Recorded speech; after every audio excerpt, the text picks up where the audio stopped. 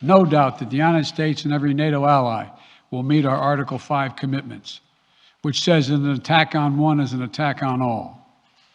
Over the past few weeks, I ordered thousands of additional forces to Germany and Poland as part of our commitment to NATO. On Tuesday, in response to Russia's aggressive action, including its troop presence in Belarus and the Black Sea, I've authorized the deployment of ground and air forces already stationed in Europe to NATO's eastern flank allies, Estonia, Latvia, Lithuania, Poland, and Romania. Our allies have also been stepping up, adding the other allies, the rest of NATO, adding their own forces and capabilities to ensure collective defense. And today, within hours of Russia's unleashing its assault, NATO came together and authorized and activated an activation of response plans.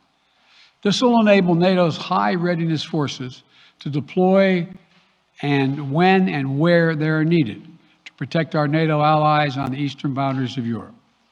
And now I'm authorizing additional U.S. force capabilities to deploy to Germany as part of NATO's response, including some of the U.S.-based forces that the Department of Defense placed on standby weeks ago.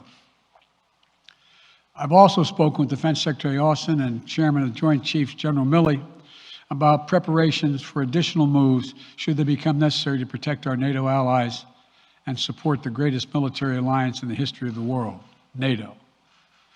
As we respond, my administration is using the tools, every tool at its disposal, to protect American families and businesses from rising prices at the gas pump. You know, we're taking active steps to bring down the cost, and American oil and gas companies should not exploit this moment to hike their prices to raise profits. You know, in our sanctions package, we specifically designed to allow energy payments to continue. We are closely monitoring energy supplies for any disruption. We've been coordinating with major oil producing and consuming countries toward our common interest to secure global energy supplies. We are actively working with countries around the world to elevate collective release from the strategic petroleum reserves of major energy consuming countries. And the United States will release additional barrels of oil as conditions warrant. I know this is hard and that Americans are already hurting. I will do everything in my power to limit the pain the American people are feeling at the gas pump. This is critical to me. But this aggression cannot go unanswered. If it did, the consequences for America would be much worse.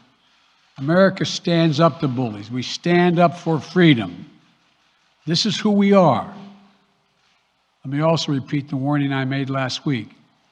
If Russia pursues cyber attacks against our companies, our critical infrastructure, we are prepared to respond. For months, we've been working closely with the private sector to harden our cyber defenses, sharpen our ability to respond to Russian cyber attacks as well. I spoke last night to President Zelensky of Ukraine, and I assured him that the United States, together with our allies and partners in Europe, will support the Ukrainian people as they defend their country. We'll provide humanitarian relief to ease their suffering. And in the early days of this conflict, Russia propaganda outlets will keep trying to hide the truth and claim success for its military operation against a made-up threat. But history has shown, time and again, how swift gains in territory eventually give way to grinding occupations, acts of mass civil disobedience, and strategic dead ends. The next few weeks and months will be hard on the people of Ukraine. Putin has unleashed a great pain on them, but the Ukrainian people have known 30 years of independence. They've repeatedly shown that they will not tolerate anyone who tries to take their country backwards. This is a dangerous moment for all of Europe, for the freedom around the world. Putin has committed an assault on the very principles that uphold the global peace. But now, the entire world sees clearly what Putin and his Kremlin allies are really all about. This was never about a genuine security concerns on their part.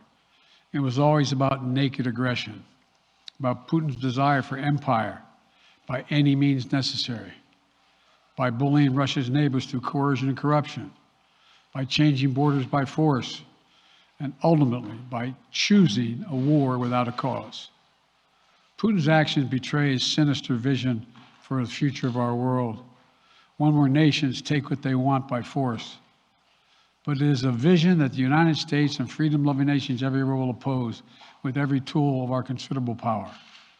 The United States and our allies and partners will emerge from this stronger, more united, more determined, and more purposeful. And Putin's aggression against Ukraine will end up costing Russia dearly, economically and strategically. We will make sure of that. Putin will be a pariah on the international stage. Any nation that countenances Russia's naked aggression against Ukraine will be stained by association. When the history of this era is written, Putin's choice to make a totally unjustifiable war on Ukraine will have left Russia weaker and the rest of the world stronger. Liberty, democracy, human dignity, these are the forces far more powerful than fear and oppression. They cannot be extinguished by tyrants like Putin and his armies. They cannot be erased by from people's hearts and hopes by any amount of violence and intimidation. They endure. In the contest between democracy and autocracy, between sovereignty and subjugation, make no mistake, freedom will prevail. God bless the people of a free and democratic Ukraine, and may God protect our troops. Mr. President. Associated Press, Zeke. Speak with President Putin at this point, and what interactions have you had with the Russian government?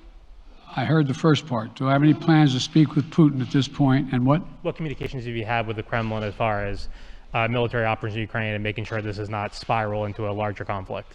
Well, it's a large conflict already. The way we're going to ensure it's not going to aspire to a larger conflict is by providing all the forces needed in the Eastern European nations that are members of NATO. NATO is more united than it's ever been, and I have no plans to talk with Putin. Wall Street Journal, Tarina. Mr. President, you didn't mention SWIFT in your sanctions that you announced. Is there a reason why the U.S. Isn't doing that? Is there a disagreement among allies regarding SWIFT and whether Russia should be allowed to be a part of it? The sanctions that we've proposed on all their banks have of equal consequence, maybe more consequence than SWIFT, number one. Number two, it is always an option, but right now that's not the position that the rest of Europe wishes to take. Cecilia Vega, ABC. Sir, sanctions clearly have not been enough to deter Vladimir Putin to this point. What is going to stop him? How and when does this end? And do you see him trying to go beyond Ukraine? And a second question I'll just give to you now. This statement that he gave last night, the threat that he gave, the West will face consequences greater than any you have faced in history. Is he threatening a nuclear strike?